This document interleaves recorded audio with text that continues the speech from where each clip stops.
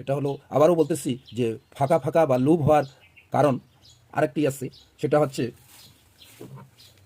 এই রেস বডিটাকে আগে খুলতে হবে। রেস বডিটাকে আগে কী করতে হবে, এই রেস বডির দুই পাশে দুইটি নাট আছে, এই নাট দুইটাকে আমরা খুলে নিব। খুলে নিয়ে রাখবো। রাখানোর পরে একটা মোটা কাগজ নেব। মোটা কাগজটা নিয়ে এই যে এই পাশে একটু চাপ দিব, এই মোটা কাগজের একটা চাপ দিব। মাঝে মধ্যেই খুলে পরিষ্কার করে নিতে পারেন, সমস্যা না থাকলেও এগুলো খুলতে হয়, খুলে পরিষ্কার করে নিতে হবে। এই যে খুলে নিলাম। খুলে নিয়ে এরকম করে এই পাশে বসায় নেব। নিয়ে এরকম করে এই যে দাগ হয়ে গেছে, শুধু উপরের দিকে দিলেই হবে।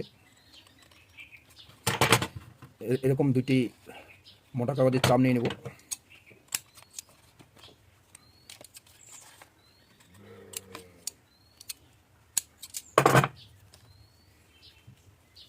ডান পাশে একটা দেবো, একটি বাম পাশে দেবো।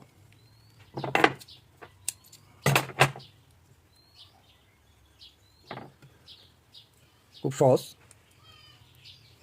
দেখবেন আবার নিজে নিজে সেটিং করবেন। এখন লাগানোর পরেই আমরা এই রেস বডি এখন সেটিং করব। এই যে দেখিয়ে দেওয়ার পরে নাট সেটিং করব।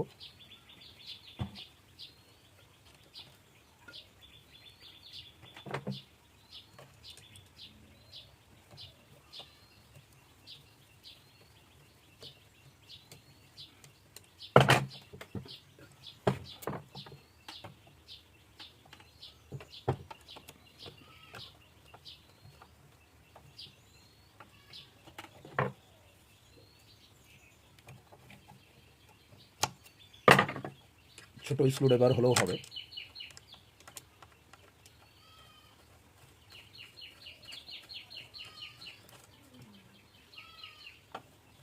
এই সেটিং করতেছে নাটগুলো।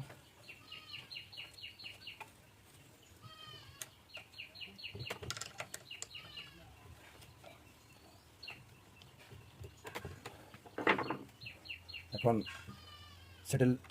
সেটিং করব। করার পরে দেখব যে রেস বডি সেটিং করা ঠিক আছে কিনা।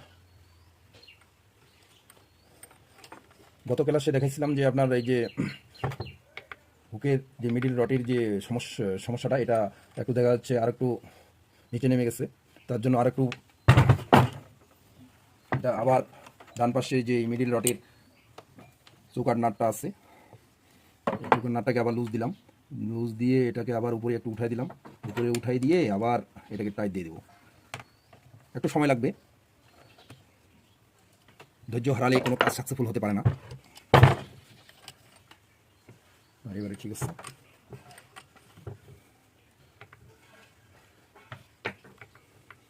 এখন এই যে রেস বডির ঢাকনাটাকে সেটিং করে দেবো।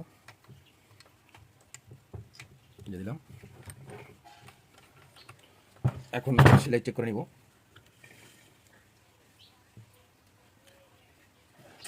সুতার সেটিংয়ের বিষয়টা আমি বলে দিই। এটা হলো স্কুল পিন। স্কুল পিনে সুতা রাখবো, খাসে দিব, দেওয়ার পরে টেনশন ডিশে দিব,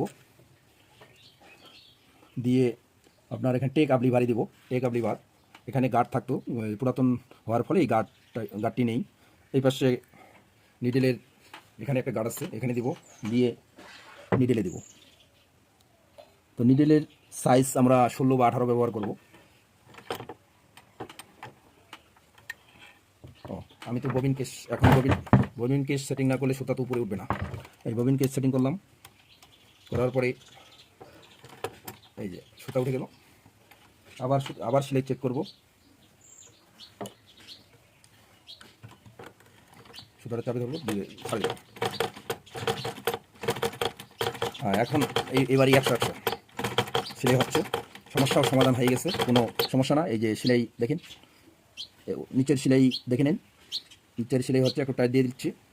নিচের সেলাইটার জন্য টেনশন দিচ্ছি, নাটটাকে টাইট দিলাম। এই যে সেলাই আর লুপ মারতেছে না। সুতা সেলাই শেষ হয়ে গেলে এখানে সুতাটা টানিয়ে নেব, নিয়ে তারপরে এদিকে বাইরের দিকে রাখবো।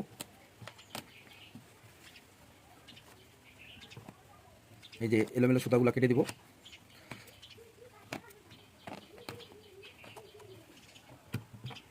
এই যে সুতোটা টান নিয়ে নিলাম, দুটো পাক ঘোরার পরে ছাড়ে দেবো, দিয়ে ব্যাগ স্টিচ দিব, দিয়ে আবার সেলাই শুরু করব।